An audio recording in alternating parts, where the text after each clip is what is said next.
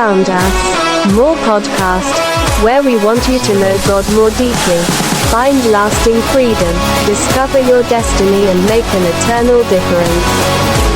Now.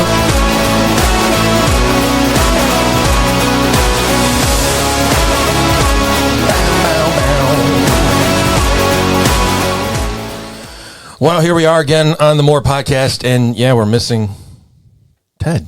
Our Canadian, he got deported. He got deported. I showed up yesterday. I'm sure it's some kind of a Canadian holiday today. Yeah. I'm sure. That's the super top secret Canadian holiday that Ted had to go back for. Well, they have like weird ones like Boxing Day. Yeah. Which makes no sense to me. It's Bastille Day, actually. Is it Bastille Whatever Day? that means. I always thought that Boxing Day was like boxing. Yeah. And then I looked it up online, and I'm like, it has nothing to do with boxing. I cannot wait for the day that I'm just like hoping that God will do something cool like this one day where Ted's like not on the podcast because he's actually being featured on Blurry Creatures. Oh, yeah. That'd be a cool swap. He would love it. He would fangirl. Oh, my gosh. If So that ever hard. happened, He'd be like, I own every t-shirt you guys have ever made. He keeps sending me stuff to watch or listen to on that, and I have not, because I have a whole library of podcasts that I listen to, and I'm like, I got to. I'm very selective what I listen to podcast wise. I'm super careful. I don't know why. I forget. Like, I guess I don't know. I want to be careful not to have my opinions sway too far. So I have to really trust the people before I start listening to what they're talking about. I think it's interesting because, you know, like, I think we talked about this a while back, like on a podcast, it's so weird because people will come in here and they're like, I'm not talking about anything. I'm not talking about like personal stuff. And then they get in here, all of a sudden it's like they're in a confession booth and they like divulge everything. And it's like, okay, all right, let's, I mean, we've all done it. Right. We've all shared something like, I can't believe I just said that. Yeah. I call it roofie-doo. It's like all of a sudden you're just speaking the truth because of the Mountain Dew we got in here. It is, yeah. You keep drinking the Mountain Dew in here. But I'll tell you, I was telling you guys last night, we post those little short clips of the podcast for the video. And it's crazy. The last 6 clips he's posted is just me being unhinged, and it's got like 400 views. Yeah, one of them got 800 chill out. views Wow. on this. Yeah. Okay. And it's just like, you know, the weirdest clips of, you know, normally it doesn't like resolve the like if we put something out there, it doesn't resolve it. No. It just like leaves a cliffhanger. And so you're like, oh, I got to listen to that now. Yeah. That's good. You know. It is kind of catchy, but I see myself and I'm like, where's the context? Yeah. Of what I just Okay, and Alex Rebecca's making me unhinged look again. really bad. This is our crazy partner here. We just love. We having found her, Yeah. and she stuck around. We don't know why. We just say she came from Colorado, and that's all we have to say. I'm from South Texas, and everybody can hear it, by the way. Well, but you did live in Colorado for a while, right? Yeah. And all the unhinged people live there. I only got more conservative in Colorado, though. Did you really? Yes. That's weird. No, it's like very repelling with the way that they talk about things and believe things. It's where you got your crunchy Christianity from, though. Was it there? Because that's not a Texas thing. Well, my mom got really sick when I was little, so we exhausted all of the medical world and had to do the natural stuff. Yeah. And that's what started helping. So Jesus plus doing things naturally is what helped. Turned you into crunchy So Christian, yeah. when, you know, I mean, there's like really cool stuff, like a couple of examples. When Hunter was growing up, he would have mood like not like mood swings, but like when he was little, you know, toddlers, like they have episodes where they're just like freaking out. So we go and they're like, oh, here's a really good brain support that helps them when they're in growth spurts, all this kind of stuff. And she would like give him the drops and he'd be completely chill. Yeah. Like sometimes we just need extra vitamins and minerals. Yeah. And so ever since then, I'm like, you know what? I think we had it right for a while. And I think we just need to keep the benefits of both, you know. My wife calls me Dr. Norton at the house because I'm always trying to prescribe her stuff that I find online, you know, like this vitamin will do blah, blah, blah. And I'm like, if you look at my section of the house where I got all my vitamins, it's like a whole pharmacy. Yeah, but you got to be careful with vitamins because sometimes it's just expensive pee. Well, yeah. Yeah, but that's the thing, you know, I'm the ultimate guinea pig. I will try it and see if there's any effect or change. If it doesn't, then I'm like, I'm done with that. You should just look into muscle response testing. I know how to muscle response test. What is that? So, this may be a little too crunchy for the pod. No, this is good. Let me hear this. It's scientifically proven, which is great. Yeah. So our bodies, we all know, are like we can power a light bulb. Like we have energy flowing through our body. Okay, here we go. This is getting crunchy. No, hold on. Okay. So when we have areas in our body that are hurting or needing extra support, there are energy blocks in that area because your body is trying to fix it, right? Yeah.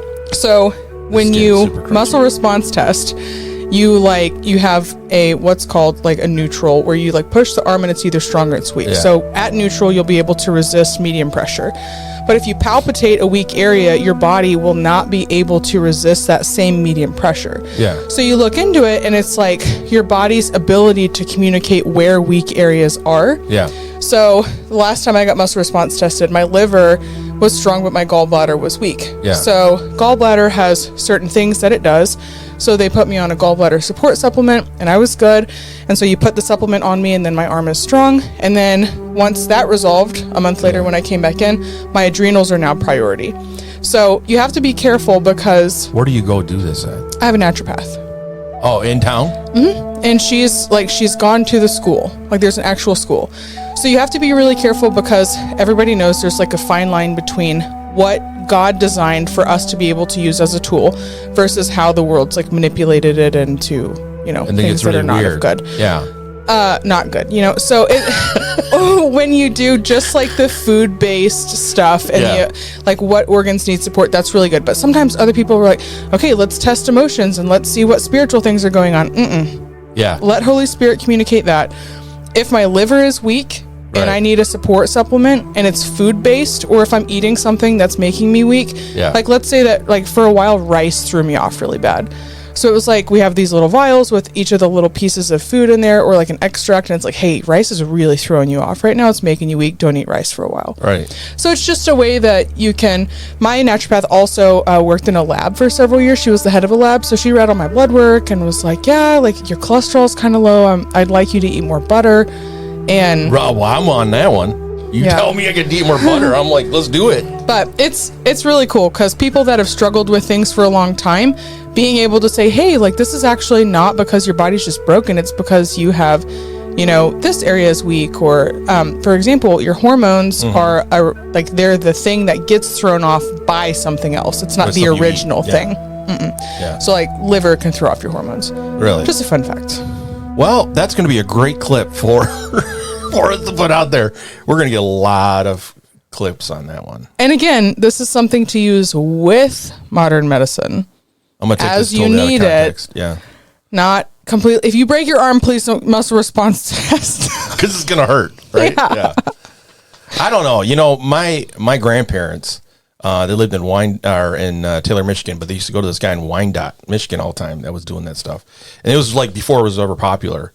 And so they were taking supplements and stuff. But the weird thing was this guy, and this is when our family's like, this is getting a little weird. He was having them take Clorox tablets. Excuse me? You know what Clorox is? Like you clean your clothes with that stuff. Clorox tablets to clean something.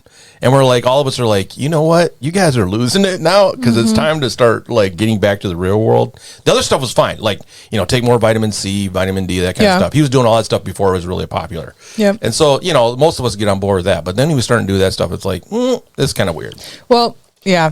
Like you said, you have to have discernment. Yeah. So that, and they quit drinking coffee and started drinking cereal coffee. Have you heard of that? It's called Kfex. My sister, she's listened to the podcast. She knows what I'm talking about. Yeah, Kfex. It's cereal coffee. It's basically like a brand coffee. And I thought it was pretty good, but I'm like, this is not. And then when I had my first coffee, I'm like, forget that stuff. I'm not going back anymore. I used to drink bulletproof coffee in college. It's literally just black coffee with butter. Oh, that's right. Yeah, my wife used to do that. Grass-fed butter. Yeah, my wife. I tell you what, you get some brain power after that stuff. Yeah, bulletproof coffee, and then MCL oil or MCT oil. MCT oil. Yeah, that was another thing. Which is interesting because there are so many supplements that you would think, like, so when she'll test them against me, I'm like, oh, I always have this problem, and she puts it against me, and my body's like, no, I don't want that. Like, that's not what I want to focus on right now. So they sell the solution supposedly on the internet, but each person is different. So your body could be having the same symptoms, but it could be caused by a different thing. I mean, it's like what we do with inner healing and walking through stuff. Like, is what you're having a symptom, or is that the actual root issue? Right. Yeah. So I will say that the stuff I've been taking, I have been able to, like, I'm taking berberine. Oh yeah, and I'm that's taking good stuff. NAD and that stuff, and I've dropped like 26 pounds. Congratulations, buddy. Yeah. So something's happening. How do your toes look? Not better. Okay, we'll pay for those still. Yeah. Maybe I still there's a look like supplement for those. Mr. Deeds. Maybe there's a supplement for those. I don't know. That's why I will refuse to wear sandals. But I do have sandals that are all closed toes, so I can wear those. What if we get you toe shoes? Have you ever worn those? No. That way you have the experience of being barefoot, but your toes are covered. I don't. Yeah, I can't. I will not. Okay. Summertime, worst season of the year. And of course, we've got a bunch of hippies around here. You got Ted wearing his Birkenstocks barefoot. AJ does it now. Yeah, I'm wearing Hey Dudes just for you. I appreciate it. I was going to wear flip-flops. Thanks, I appreciate it. Well, welcome to this special episode of Health with More Podcasts. Do you ever wonder why you take the time each week to listen to More Podcasts? I'll tell you why. More stands for maximizing opportunities for right now and eternity. So stop asking why you listen. Just never forget to listen and pass it on. And thank you again. I just cannot believe how those videos have like skyrocketed. I mean, it's just so weird. Out of all the things we've done over the last 3 years to try to get the podcast out there, those things are the most popular. And people click on them and they're like, I got to see what Rebecca's saying this week, like find out. And Ted's episode about putting those kids with the death metal face paint on, that 800 was big. views. Yeah, 800 views on that one. Poor Ted with his trauma. Well, you learned what ska was last night. I did. Yeah. Yeah, I've heard it before, but I didn't realize it had a name. Yeah, that was such a short period of time in music. Like, it was there and it was gone. Ska was a really big thing. You remember ska? It's like rock punk music with horns and stuff. It's reggae punk. Yeah. It sounds like a cell phone ringtone all the time. and there were big bands. I mean, there were a lot of big bands in the 90s that popped up and then all of a sudden it just disappeared. Just went away. Yeah. Ska. I'm just thankful that it was like not another sad music phase because, man, when all my friends were listening to like emo punk sad stuff, just yelling and screaming, I'm like, are y'all okay? Yeah, but that's still there. Okay? I mean, you still have those bands out there. It's just, I don't know. Under Oath, you remember Under Oath? The band, Christian band Under Oath? That was like that. That was a big thing when I was being like a youth pastor for the Salvation Army. All the kids loved Under Oath. And it's just like that. It's just like somebody sings really nice and then all of a sudden they scream. And I'm like, this music is terrible. I'm jumpy already, so I don't need to be listening to stuff you don't like need that. to listen to that. Yeah. Well, we have a new sponsor here at More Podcast. And instead of me reading it, I have the recording right here. And I will play our sponsor. This episode of the More Podcast is sponsored by Bulldog Garage Doors, the toughest name in doors. Whether you need a little bit of spice on your home or your lunch, we have you covered with fully custom garage doors for any building and our new Bully Hot Sauce. Bully Hot Sauce is now available in the Petoskey showroom and at Corktown Pizza. It's no conspiracy. Hot sauce does, in fact, go on pizza. Corktown will be launching the Bulldog Pizza this summer to not only warm your heart, but your belly too. Please sauce responsibly. That was good. What did you think of that, PG? I'm very impressed. Yeah. Very impressed. Did you like my radio voice? It was good. Yeah. Yeah. Yeah, and that's this stuff effort. right here. You can't buy this at a store, right? You have to go to Corktown. Corktown has it like they have bottles, but they have it in the squeeze bottles. Yeah. So actually, if y'all want a sneak peek, we have, so what we're doing is we're going to be putting 4 different pizza options for public vote that has the hot sauce on it. And then the one with the most votes will be the official Bulldog pizza on their menu. Really? Mm-hmm. Well, and you know what? You can get that, or you can buy a garage door from Bulldog Garage Doors and get a year's supply. Yep. The Petoskey showroom will officially be open end of June, beginning of July, but we're obviously still selling doors. It's just the hot sauce is a little side gig. Yeah, when we were at Corktown, they were like, okay, so you sell hot sauce. What else do you sell? And I'm like, oh, no, we don't sell hot sauce. We sell garage doors. And they're like, well, what do you do with the hot sauce? I'm like, we give it away because it's really tasty. It's kind of an interesting thing. I mean, maybe we should be like, I'll make going out marketing. I'll make you, like, we can white label that same stuff with Harbor Light, and I'll just make you a really cool bottle for More Podcast. We should come up with a More Podcast hot sauce. The spice of life. Yeah. Jesus and hot sauce. Oh, yeah. All right. Mustard seed. Because most hot sauces are named after, like, Hell's Butt Crack or, whatever. Right. Yeah. Let's make it not mustard blasphemous. Right. Mustard Seed Hell by More Podcast. I think it'd be a marketing just craziness. I think people will go nuts with it. Okay. Get your hot sauce. I don't know. For Hot right now, sauce. though, Get your hot sauce. We got the Bulldog Garage Door hot sauce. It's bully sauce. Bully sauce. With your little puppy dog on it. From Elmira. You guys, you're based Elmira out of, and Petoskey. okay. I thought it was out of Gaylor for some reason, but it's in Elmira. Isn't it basically the same? Wow. It's just suburb of Gaylord. Yeah, right. That's out there. Everything else is now. So it's sponsored because we're giving away certificate for $5 and then a free appetizer and hot sauce when we do the spin the wheel for This is the Wheel of Destiny by Wilson Insurance. This is awesome. Prize this week, yeah. Yeah. Or not this week, but next week. Yeah, I'm pumped for you guys to be able to go try their pizza. It's quite good, actually. I think we should.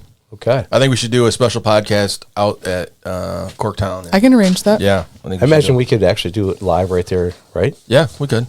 Okay, sounds good. Yeah, we can do a Let's live do it. podcast right there and try the pizza and then see what people say. And their venue is like stunning. That would be pretty cool if we were able to bring just put a phone on a tripod. That'd be really cool. Yeah, and do that kind of podcast. I think it would be kind of fun. Yeah.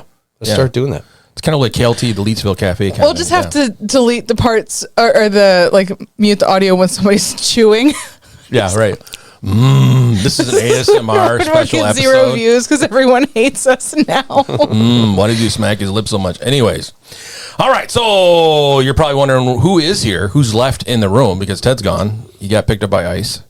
So it's just No, us it's now. not ICE. It's nice because they're Canadians. Oh, yeah, that's right. Yeah. Northern ICE. So nice. Yeah, so he got picked up by NICE. So yeah, hopefully we'll get him back. We'll get lawyers involved and maybe get him back in the chair.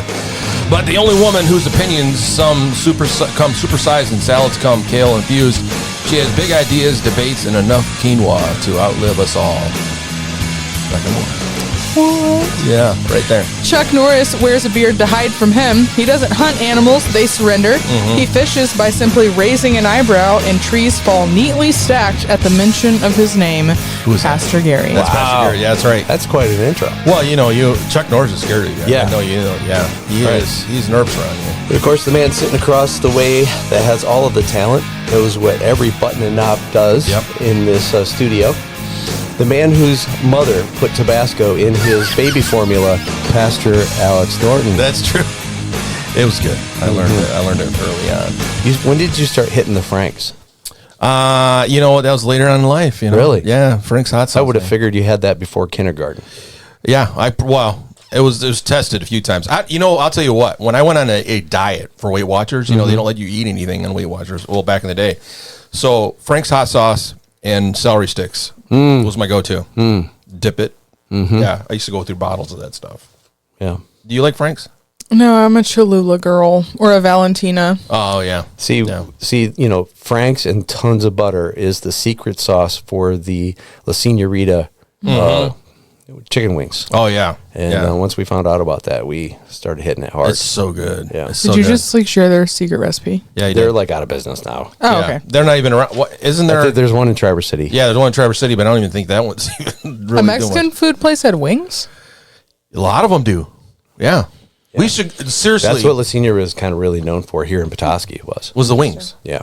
We used to go to a place in Lansing called Los Tres Amigos, and that's all we would get is the wings. Yep. That's it. Nothing else. La Senorita was a great place. It was a Harbor Light place for sure. You'd go there Sunday afternoon. It was like everybody from church just went to La Senorita. It was great. But it was always really dark in there. Yeah, and you couldn't see what food you were actually eating, which I think may have been a part of the strategy. But Yeah. it was a great place. Chips, green sauce, and chicken wings were a steady diet That's good stuff. for the Bindle family for sure. That's how it is at Vivios in Indian River.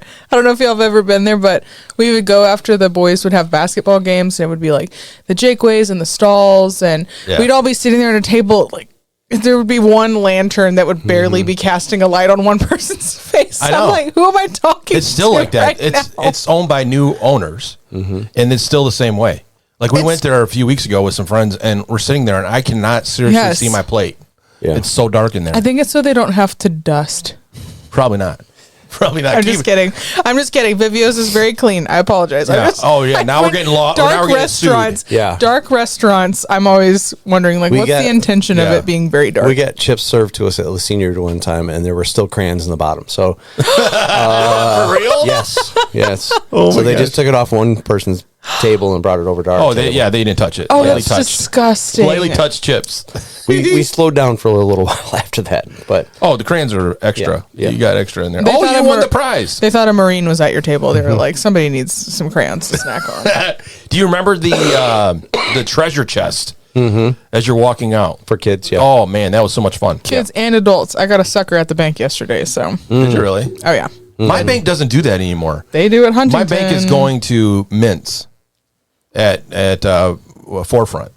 It's all mints now. And I'm No, they like, have where's the dum-dums. suckers? They have dum-dums at Huntington. Well, they're Except old for they school. don't taste the way they used to. I think they've got artificial stuff in them now. They're probably sugar-free. Oh. That's why I had a weird aftertaste. Yeah, right. Well, there's a lot of this stuff. I don't know. Anyway. Last week, my wife and I made our pilgrimage to Lansing for legislative days down there for Right to Life, and we stopped at Horrocks. I've told you guys about this place before, right? It's like the mecca of like farm to table, all kinds of stuff. I mean, they got like everything there. It's just awesome. That's where I was born. In Lansing? No, at the farm to table place. What? And that's going to be another clip for more podcasts. We're just gonna isolate that one section, and we'll put it out there and it'd be great. But you go there and they have like canned goods, like mason jar canned goods and stuff like that. It's just amazing all the stuff they have there. Cheeses. It's just, if you ever get a chance to go to Horrocks, it's definitely an event. They have like tour buses showing up now because they've grown so much. But yeah, I think it's Lisa in Kay Lansing. and I would just like frolic the whole time. Well, I think Amy's told Lisa Kay about it, and Lisa Kay's like, I need to visit it at some point. And you just need to take a trip. It's only a couple hours away from here. It's worth it. Well, let's take an ID break. We'll come back with Harbor Light Bible Trivia. And do you have a question? Because you've been off for a few weeks. Yep, coming up with it now. As he's thinking about it, he's coming up with it right now. We'll be right back.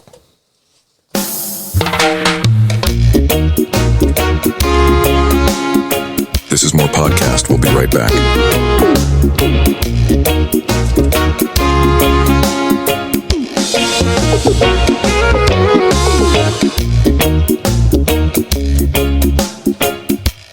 Okay, so I'm thinking, a lot of times there's a disconnect between what we do on the video live stream, Yes. and what we do when we do, production, Right. And so I added a button now for background music for the question. Oh, okay. So yeah, So don't be thrown off when I hear this. so don't be thrown off when you hear it because this is the background music for the question. Okay. It's just kind of give it a little more vibe. Yeah. As we're, I can feel it. yeah, can you feel it? Yeah. It's a little James Brown. Okay. It's hot. Yeah, yeah. In the hot tub. Hot tub weather. So the question for this week, as we're starting a brand new series coming up called Covenant God, we're going to take a look at where the first covenant that God strikes with anyone in the Bible. So where is that located? Oh, that's good. And maybe throw in some bonus kind of stuff. So what are some of the elements of the covenant that God sets with this person? I like it. So, if you want to be a part of this, because the last week's question, we did a multiple choice this week, and a lot of people answer that one because of multiple choice. This week, if you know it, you need to send to harborlightbibletrivia@gmail.com, harborlightbibletrivia@gmail.com, all lowercase, and let us know the first covenant. The first covenant that God strikes with a person. Who In the was Bible. that person, right? In the Bible. Yeah. And send that to us, and we'll get your name on the Wheel of Destiny for the spin. Yep. Or And the hot sauce. For the hot sauce, Bully hot sauce, and a Corktown gift certificate for $5 off of anything you want to get there, and a free appetizer. Yeah. Yeah. Right? Compliments of Rebecca. Compliments of Rebecca and the Bulldog. Garage I was going to say Bullfrog. Bullfrog. Bulldog garage doors. So we'll be giving that away. So you can win that. Yeah. Do you guys have a Bulldog on your Elmira store as well, or just the Petoskey store? No, we actually legally had to take that down. Why? Bureaucracy. Really? Yeah. Brian said, well, what if I put a real bulldog on the roof? And the lady went, well, PETA would be getting involved then. And Brian was like, you know what? Fine. We'll just get a real bulldog and stuff it and then put it on the roof. That's good. I like that. It was not funny, but it was funny. It's funny looking back. So anyway, yeah, he's in our garden now. So sorry. It's okay. That's wrong. Yeah, we also had to take down a really, really nice, like 120-foot pine tree Where? By the business? by the road. Yep, but it was like right next to the AT&T and 911 lines. So Yeah. you know, It couldn't have been great grandfathered in. I'm sure it Yeah, had been right. there for a long time. That doesn't make any sense. Yeah. Well, you could do that because David Crowder travels with a stuffed dog. It's so funny. Have you never seen him live in concert? He has a white dog. I don't know if it was his dog or if he found a dog that was stuffed, but he pulls it on stage all the do time. you mean taxidermied? Yeah, taxidermy, yeah.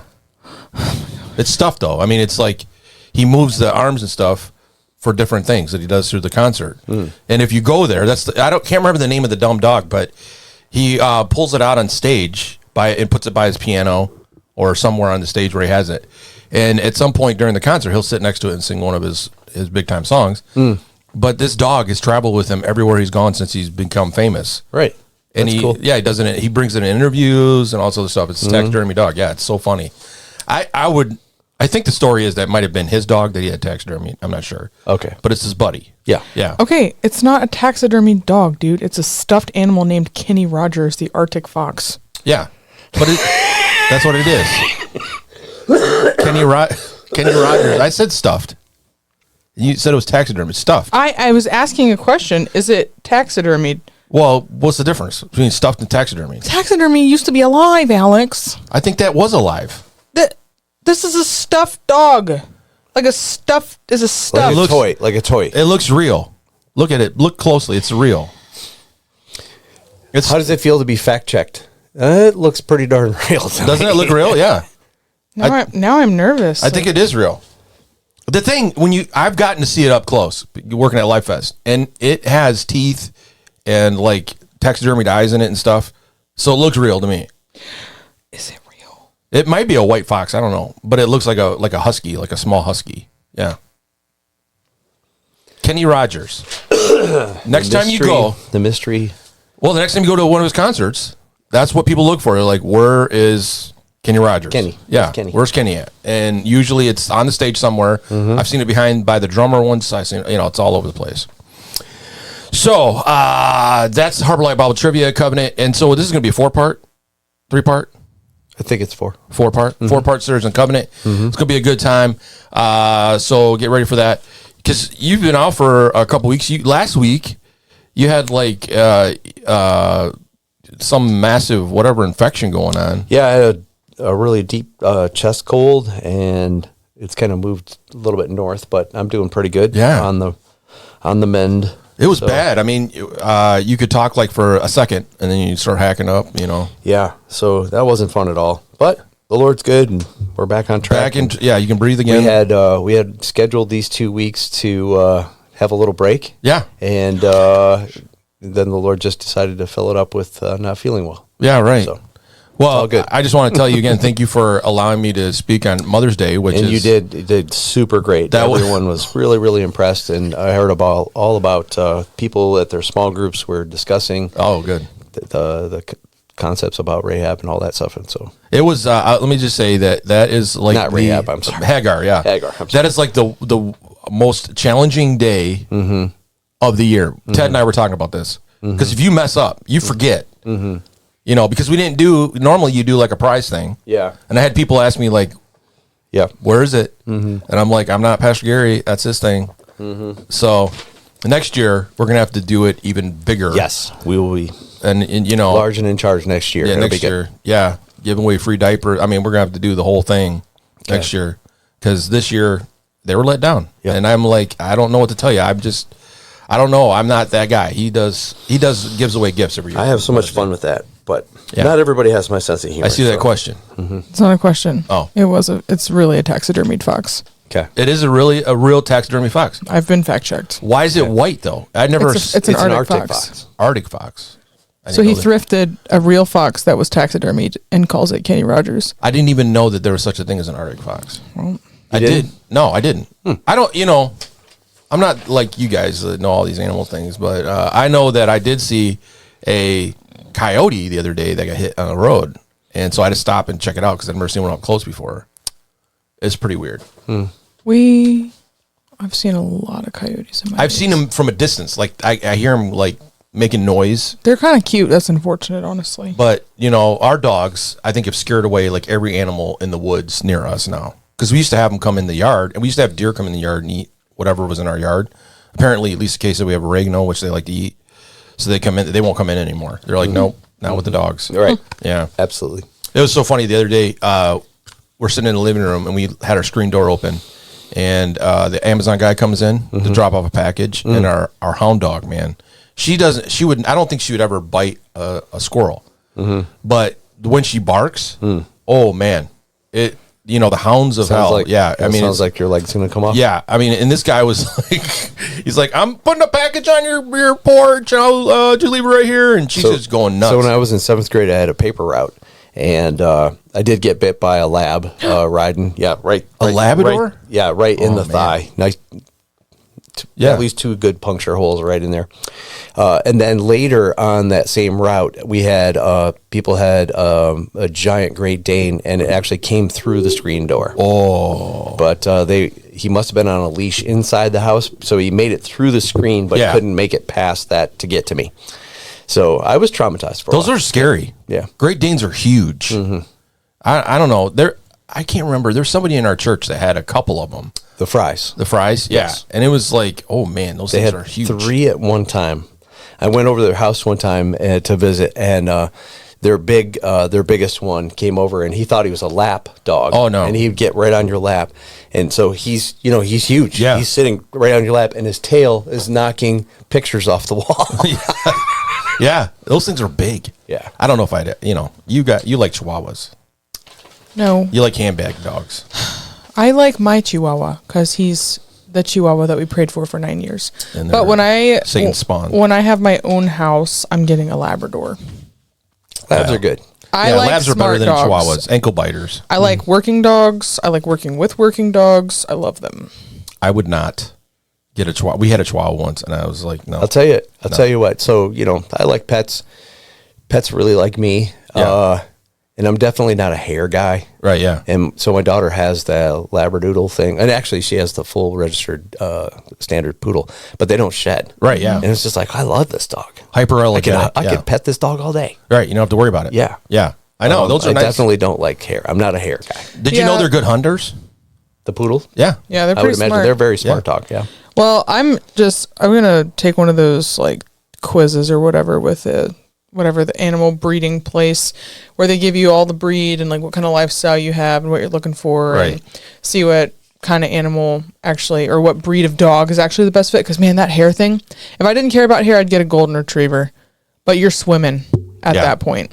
You can't have people over because it's Try Husky. yeah. I don't know how you do that. They don't also either. are like no offense. They like all the Yeah. time. Can't do it. I think Huskies definitely speak a language, and I think that it is.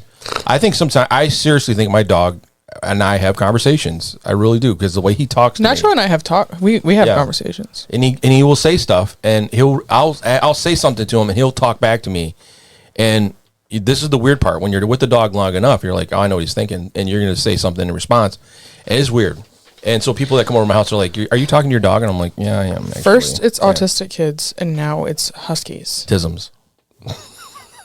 Alex. I don't know. All right, let's take an ID break. We'll come back with Bible talk, and we're going to discuss Pastor Hunter's sermon. We tried to get him to call in, but he is on the road traveling right now, and he said it would be impossible with his children in the car and trying to stay on the road, and so. He just doesn't realize it'd fit in perfect. Yeah, right. I said we could deal with the background noise. We'll be right back. Volveré enseguida. Más Podcast es el lugar para escuchar sobre todas las cosas buenas de la Biblia sin todas las calorías.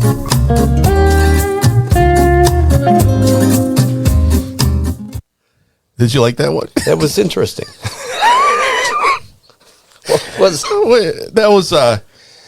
That is the Hispanic one. It's basically saying that 3 pastors that love to talk about the Bible, Okay. and then we have an extra add-on Wait, in Spanish. you mentioned me, Yes, in Spanish though. guys. Yeah, Was Wow. that the chiquita part of it? yeah. Wait, you guys want to hear one more? Yeah. This is my other one. 우리는 소음을 가져오고 있습니다. 진정해, 내가 바로 돌아올게. 더 많은 팟캐스트를 듣고 계십니다. 3명의 목사와 독단적인 한 여성이 당신에게 예수에 대해 말하고 있습니다.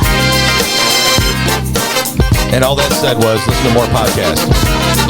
You gotta do the little heart beat. Konnichiwa. Konnichiwa. Yeah, so those are our new spots. Yeah, International show. We try. Well, Good. you know, I'm hoping that because we're doing that now, We'll pick up some more. we'll pick up some other people. You know, the Hispanics, and You have a better shot with the Spanish edition of that. you don't think the Koreans? I mean, they're gonna hear that and go, "Wow, that's pretty cool." I think it's translated well because I've had it go through a few translators to make sure that I was saying the right thing. Yeah, I had my Jewish friend translate my tattoo in Hebrew before I was going to get it. You always gotta hit the real people Sure. that can speak the language Right. first. Yeah. Well, my Just Hebrew in tattoo case. was done by a rabbinical student. Oh. So I said, I don't want it to say soup or cheese sandwich or something. And he's like, no, that says what you're looking for. Yeah. I said, okay, I appreciate it. It's pretty easy. I just want shalom, shalom right here. So that one's pretty easy. Yeah, In you can Hebrew. get that one. In Hebrew, I think I got that one. Any long sentences, I gotta have it double verified. Well, that's the joke because I remember when we lived in Chicago, somebody did get a tattoo on the back of their neck, and it was some Asian dialect. I don't know what it was, Korean or what, and it did not say what they thought it said. It basically said bowl, and they wore that like all the time. They're like, they thought it meant like peace or tranquility or blah blah blah, and it said bowl because we had people that were Koreans in our. So it's probably Korean. Yeah, we have people that are Korean in our seminary, and they like, no, that says bowl in Korean. And so they left it. They're like, to me, it says peace. I'm like, well, everybody else that can read that language is going to say, that's a bowl. Why do you have bowl on your back of your neck? So Dang. So I learned one Korean expression. what is that? 안녕하세요. Annyeonghaseyo. 안녕하세요. What does that mean? It means hello in a very formal way. That's a lot of words. And it every time I say it, people start speaking to me in Korean. Oh. And I'm like, that's all I know. Right. Because you visited Korea. I did. It was great. Is it pretty? It's beautiful. Yeah. I like their food a lot. I feel like I would want to visit places where I genuinely like their cuisine. Yeah. Because, like, I don't know. I just feel like if I go somewhere where Where I went to Don't make visit, it was very northern Michigan feel. There was Yeah. Really? lots of trees and hills and That's what's weird. rivers and stuff. Like yeah. when you go to, like when we went to Turkey, I'm like, this is northern Michigan. This is not, I mean, except for the writing on the buildings and stuff. I mean, we're in northern Michigan. My other observation about South Korea was that most everybody lives in an apartment complex. There's very few single standalone homes. That's kind of a rarity. Right. Because they don't have a lot of property, maybe? Yeah, I would say so. Yeah. did you go to Seoul? We did. Oh, wow. Yep. So- We didn't spend a lot of time there. We spent time north of there, between Seoul and the DMZ. So you were near the DMZ. So Yeah, you we saw got to that, go yeah. see it. That's Did you know that the DMZ is the space between North and South Korea, and it has been unoccupied for so long that there are new animal creatures being kind of, Introduced into the, they're just being developed by nature. yeah. Yeah. And so you go there and you're like, So oh, wow. mankind hasn't been in there for so long, and sometimes it can be a nice 5-6 mile stretch between the two. Nice. That animals are super wild in there and doing amazing things. That's kind of like the Galapagos kind of idea. Chernobyl, you know, where that happened. They have things now called blue dogs. I saw that. Dogs that have been around that toxic stuff for so long, the dogs are turning blue. I just saw that in a documentary Amy and I were watching on Netflix, and they're literally blue dogs running around. So, and people are living there. Yeah. People have never left. I don't know. The people were super, super nice, and it was great. We had a Yeah. good time. All right, so in this segment, we're digging into Pastor Hunter's sermon, Blocked Calls, and taking an honest look at our own lives through the story of Jonah. We'll wrestle with questions about why we sometimes run from God's call, how our daily choices can subtly block his voice, and what it truly means to embrace transparency and obedience. So let's lean into this and kind of discuss what Pastor Hunter talked about. So, Pastor Gary, you're going to have to take the role of Pastor Hunter today. So Okay, I'll try Yeah. that. He Yeah. came to our small group at night, so we got a chance to stump the pastor. It was really fun. Oh, that's always fun, yeah. Yep, had a good time with that. Got a chance to hear a little more of some of the behind-the-scenes kind of stuff that you don't get to hear, which is the reason for the whole More podcast. You want Yeah, to hear right. about more of what was going on in the study prep time. So I think it was really fun to to get the story that we've all gotten as children, to be able to look at it from an adult perspective and to dig in a little bit more. So I'll ask you guys a question just kind of for fun. So what is the reason that Jonah does not want to minister to the people of Nineveh? Can you remember the reasons? Yeah. He didn't like them. Yeah, he didn't like them. And why? Why didn't he like them? Because he thought God was going to destroy him anyways. It's like, who cares? Okay. Let him go. Right? I mean, he says that in his prayer. Like, you're going to destroy him or you're going to save him. So why don't you need to go? So just do what you need to do. No? Okay. Wrong answer. I think, from my understanding, it was almost the opposite of it. He doesn't want to go minister to them because God's grace is so good. God's going to save these people that he doesn't like. Yeah. Right, yeah. That's what he says in his prayer. He's like, God, I know that you're gracious and merciful and amazing. And if I go, they're all going to repent and then they're going to live. And that sucks. Yeah. Right, and I don't want him to. So we see... That was the... so we see this very... almost racist approach to the story that, you never get that with the flannel graph. And it's kind of hard to do that with kids. But here we have a man who doesn't want God to show his goodness towards them, towards the people of Nineveh. Right. Now, what is the history behind the people in that region of Nineveh? Do you remember any of the... Yeah, they were at odds, and at one point they had put them into temporary slavery for a while. Mm-hmm. Yeah, so it's not a good relationship to begin with. I can see why that he had those kind of feelings. You know? So also, this group of people are so brutal when they would go to war. If they took people captive, they were the type of people who would build a tower, fill it with humans that were alive of the captors, and then concrete the door shut. Nice. Or they would take people and fillet them and use their skin as wallpaper for some of their monuments. Nice. So we're talking very, very wicked people. Yeah. Very brutal, and therefore, and pagan to the core. Right. And so that's the reason that Jonah is not excited about taking the gospel, the good news of God, to these people. Why would you want to go? That's a lot of the story that you don't pick up in your Sunday school class. Right. And so he's very, very, very bitter towards this situation. He doesn't want to do it. Right. And literally, what was your observation when Hunter says, look, he actually paid the fare to go in the opposite direction? Any thoughts come to your mind? Well, yeah. I mean, to me, that was like, that's how adamant he's not wanting to be. Mm-hmm. He's willing to pay for his disobedience but money behind his disobedience. That's like the story of David when you find out that when he wanted to sleep with Bathsheba, he had to wait 7 days for her to be ritually clean. Mm-hmm. He paid for that whole week. He had 7 days to figure out if he was going to do this or not, but he was committed from day 1 to day 7 when he finally slept with her. Mm-hmm. So Jonah was like, all right, this is it. I'm going, I'm paying the money, and I'm going to get on that boat with these unsuspecting fishermen. Which we don't want to go too far down this trail, but it's a great observation that David felt like in a woman's monthly cycle, she would be least capable of being impregnated those days directly following her menstrual cycle. So he waited until she wasn't ovulating? Correct. What? He knew. He was like... This is all premeditated sin. Premeditated. Yep. He's like, I'm golden. I can sleep with her and she won't get pregnant and we'll be able to get away with this.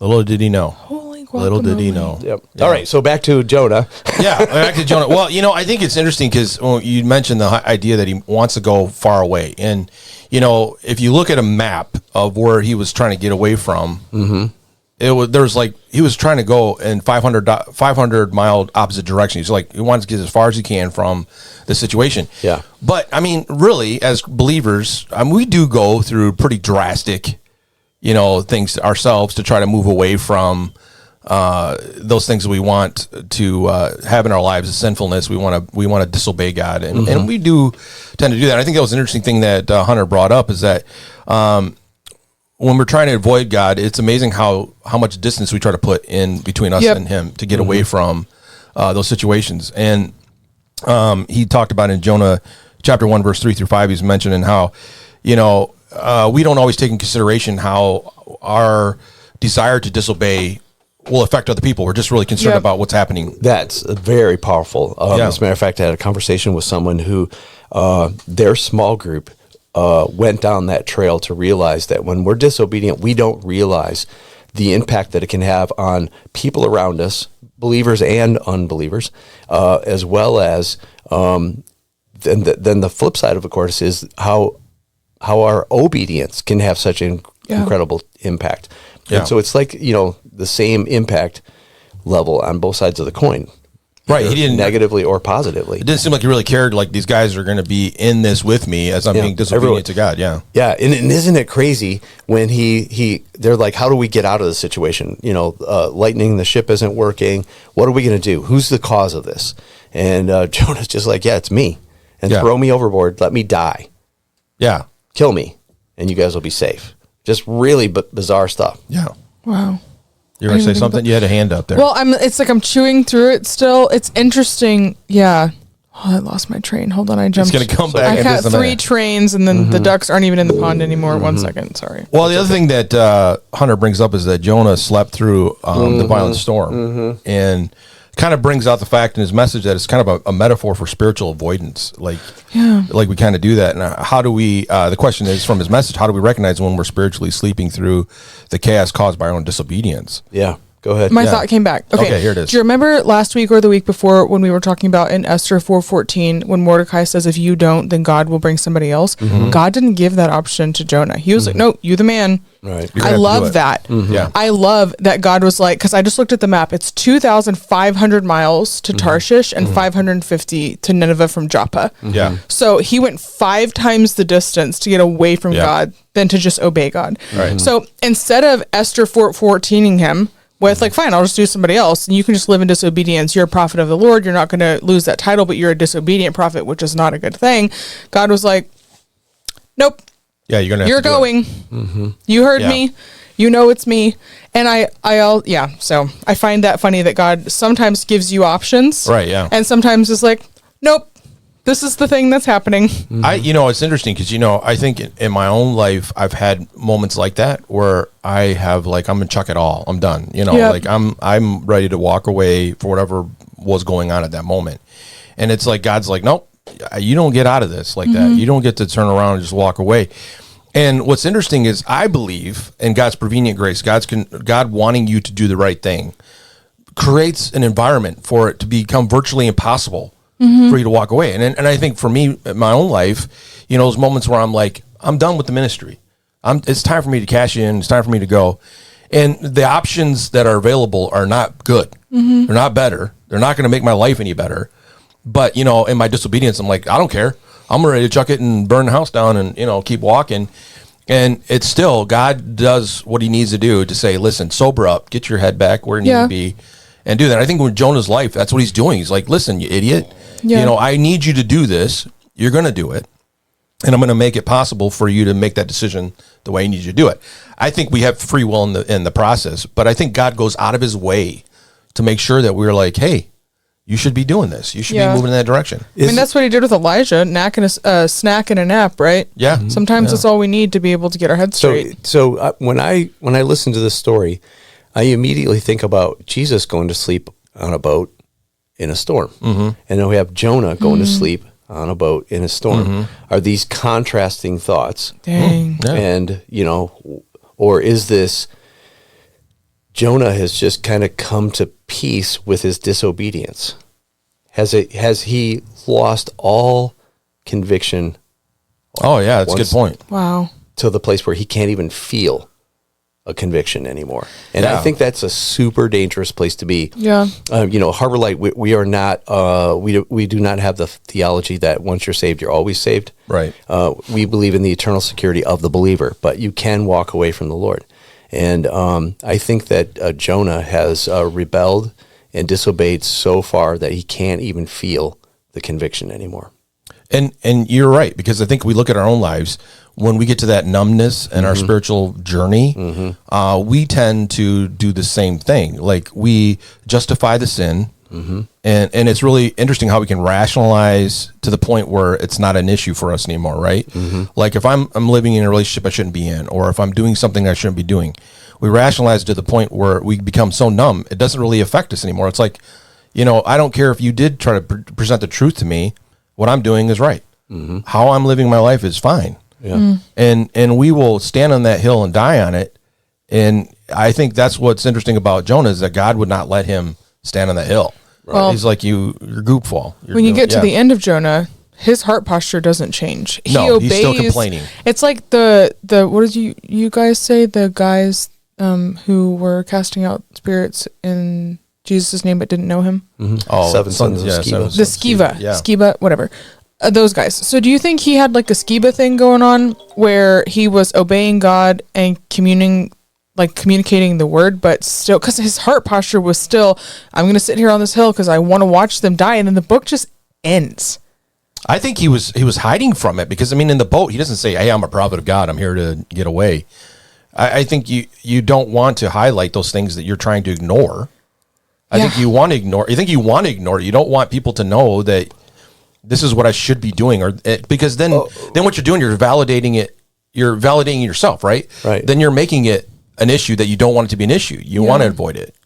You want to get away from it.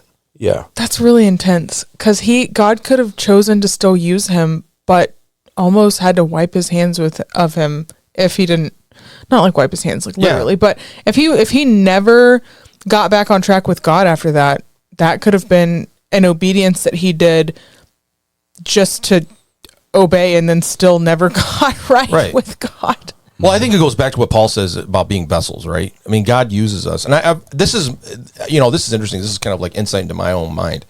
Whenever I have a chance to speak or preach or minister, the one thing that always comes to my mind is that passage of scripture about Paul being, we're vessels of his use.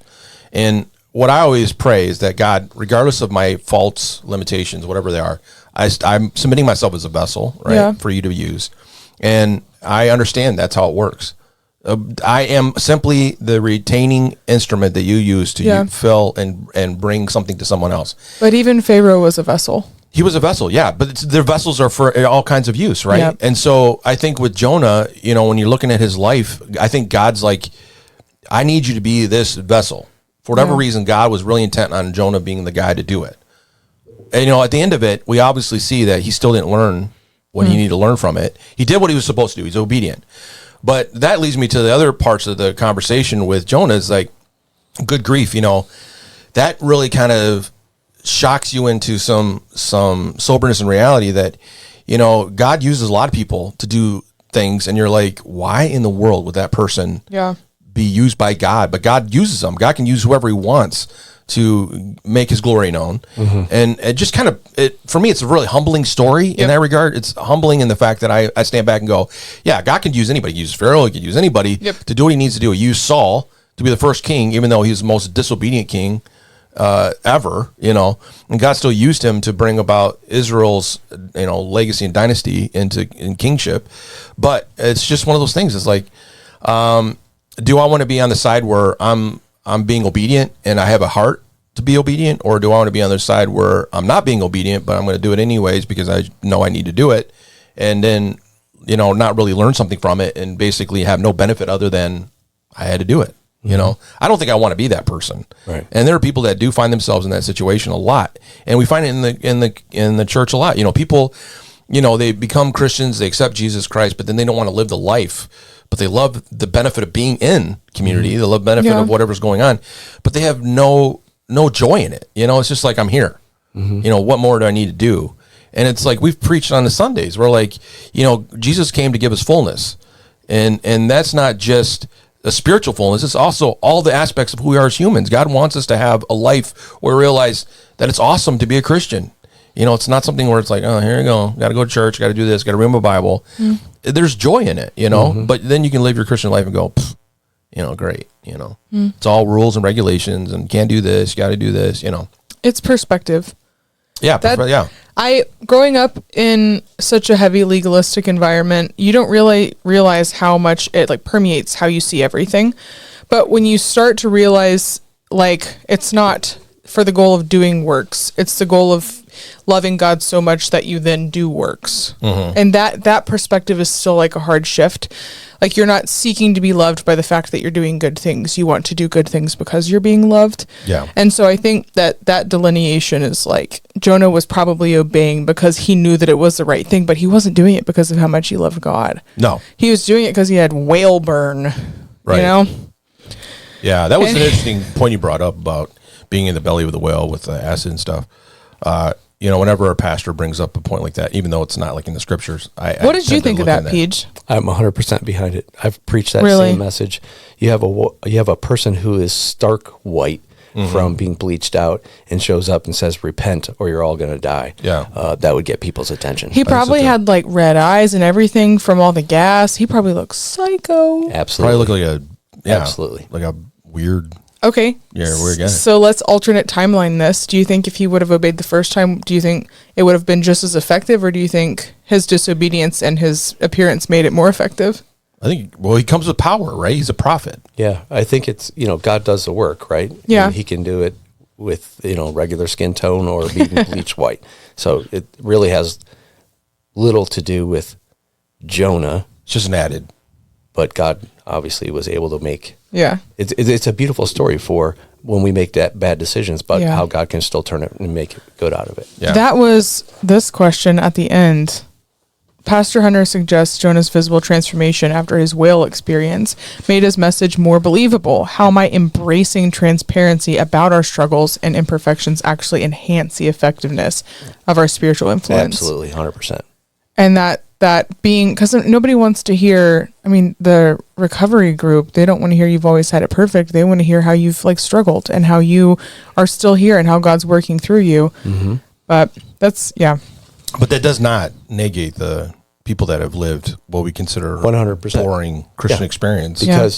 Because those people need someone who has a pretty tidy life to come deliver the message that you still need Jesus, even though you've lived a tidy life. That's true. Right. And they're going to get it from a tidy person. God uses all of us, whatever our story is, to minister to the people that are most like us. I think, honestly, over my time of hearing, like all of us, testimonies from people, those are the hard ones to convince other people that God is real when you've had this life that's seems like is untouched by anything, as opposed to somebody that says, I've been sleeping under a car and I got saved, Jesus showed up. Yep. To have those conversations. And, I remember back in the day, we used to have testimonies times, people would stand up and I'd be like, I go from blah, blah, blah, blah, blah, and people are like, oh, praise God, it's amazing. And then the person would stand up and I grew up in a Christian home and I accepted Jesus when I was 9 years old, but, really, nothing really going on in my life. And everybody's like, okay, great, let's go to the next one. And That's it's true. it's, God does some really cool stuff in those situations. And it is hard to make a convincing statement when you're like, I've had a pretty good life. Yeah. But that's a testimony of your parents too. That's, your parents did such a good job that you knew Jesus young and you lived a pretty safe life and you didn't get sideswiped by anything. That's a testimony in itself. You were protected and you were well parented and you grew up in a safe environment. That's a testimony of God right there. It'd be great if there were a lot more testimonies like that, so people didn't have to go through stuff. Yeah. That's what our goal is as parents, right? Yeah. I just I'd like to have tons of testimonies I just grew up in a household of Christians and I just finally realized that it was right for me. I hope my kids have the most boring testimonies ever. Yeah. It's not until you get out on your own that you start really messing around with stuff. And doing what you shouldn't be doing. And then you're like, now I got a testimony. See, jumping over to our hobbies, golf. Great golf is boring golf. Yeah. Oh, dang. It's true. It's par in every hole because you didn't hit it off in the weeds. Yeah. Right? That's boring golf, but it's great golf.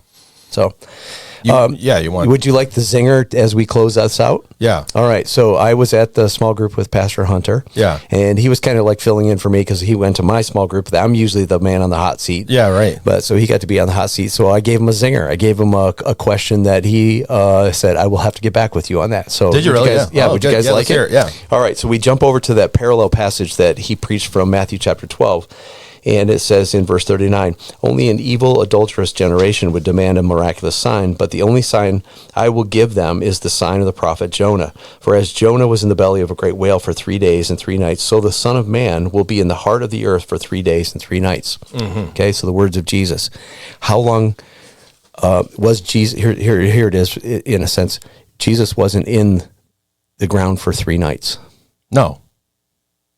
So how can he say I'll be in the ground for 3 nights when he wasn't in the ground for 3 nights? He was in there for the 3 Jewish days, Friday, Saturday, Sunday, but not 3 nights. So I'm like, Pastor Hunter, can you justify this for me? Yeah. What did you say? I'll get back with you. You get back? Okay. Yeah. So that- obviously Jesus isn't lying because he only speaks the truth. Yeah. But we need some more understanding on how he's saying, hey, I'll be in the ground for 3 nights, but he wasn't. Yeah, he was in there. Well, what's your response to that? I have no idea. Oh, okay. I just knew a good question to ask. He was going to throw it out there and see what happens.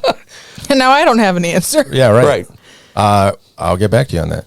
Absolutely. Yeah. I seriously have to check into it for myself. There's got to be an answer to it. Yeah. Excuse me. There is an answer, and I just don't know it Yeah. right now. There's got to be an answer for that. Because, But it was fun. I mean, I was just poking at him a little bit. and he's like, thanks a lot. Yeah. Yeah. Thank you very much. Yeah, that's and I think, the more podcasts, we're here to spark questions, make you dig deeper. right. Yeah. Let's hear let's have people just kind of chime in and see what they think. Oh, that'd be good. Yeah. Get all of our little theologians out there. Absolutely. Sending in stuff. The Bible, Find out. I love, the reason Jesus taught in parables wasn't to make it easy for us. All right. It was to make it hard so that we'd have to dig in. I want you to think about it. Absolutely. Think It was about the what it is. opposite of what most people think. Right. I like that. Okay. So now you got me thinking. I'm going to look now. I'll have to put Deuteronomy up for a minute and look that up. It's above my pay grade.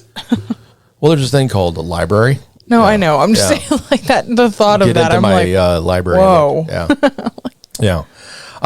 Yeah, there's a lot of those little interesting little tidbits that are brought up a lot. Yeah. So you just got to look them up. Well, that's it for us today. That was Pastor Hunter's sermon on block calls.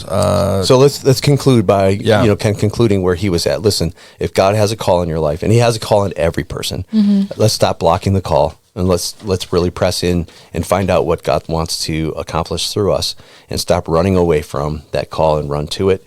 And I had an opportunity to pray with people at the end of both services, and it was just fantastic. Yeah, it was good. And the message really got through. I had a number of people say that was probably one of the clearest sermons Yep. I've ever heard. So Yeah. it was excellent and Very beautiful, and we're Good job, proud of Hunter. Pastor Hunter and what he did.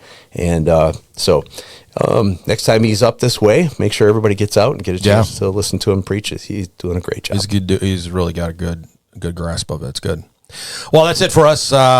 We'll see you guys next week, and be looking for all the wonderful little videos of Unhinged. Rebecca Moore. There you go. They'll be showing up all over. I'm telling you right now, I've got some really good ones today. I mean, I'm just thinking through the whole show, and I'm like, these are going to be really good. These are going to be good. I can't wait. And because context is important, you can actually take 2 clips and put them together and come up with something crazy. Yeah, I mean, really, context, we can make it whatever we want with the videos. That's good times. We're so glad that you're on this show because you make it so much fun. I appreciate it. All right, we'll be back with you next week. Talk to you later. We want you to know, find, discover, change with us. More podcast ending transmission. Now.